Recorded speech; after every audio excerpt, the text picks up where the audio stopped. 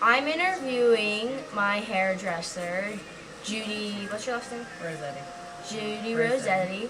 And this is her private establishment, Sharp Image. It's a hair salon. So, okay. The first question I'm going to ask you. I'm asking you questions about when you interview people, that when you hire them. Okay. So the first question I'm asking you is, what is one question that you always ask at an interview? One question I always ask: why do you want to work? Why do you want to be a hairstylist, and why do you want to work at this salon? Okay. What reasons? What's brought you here? Okay. So what brought you here? Okay. What brought you here? Yeah. What is one thing that almost immediately turns you off about a candidate?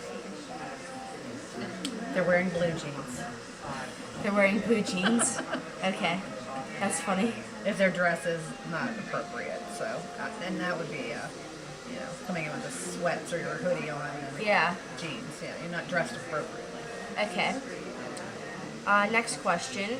What is one piece of general advice you would give to future interviewees?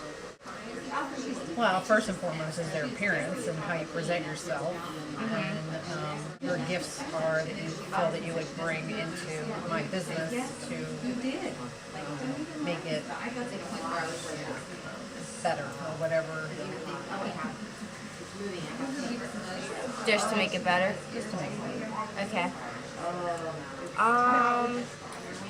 And for my follow-up question to that, would you even consider having an interview with someone if they are like really late? Or would you just be like, never mind?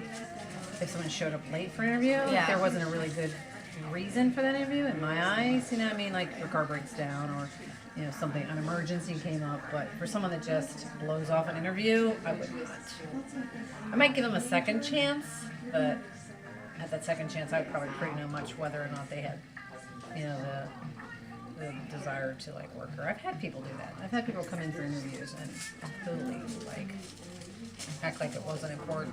It's like, okay, if you don't feel that's important, then it's not going to be important for you to show up for work either. Yeah. So you can kind of tell as soon as you talk to somebody. I can usually tell within the first 10 minutes of talking to someone whether or not I want them working in my salon.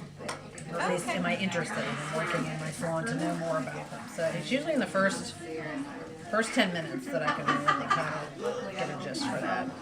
All right. Well, that ends our interview. So thank you. Thanks, Nina.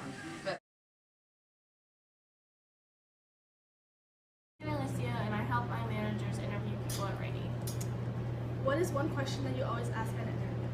When I'm interviewing someone, I always ask them if they work well with people and if they're good in groups and if they can work with the customers well.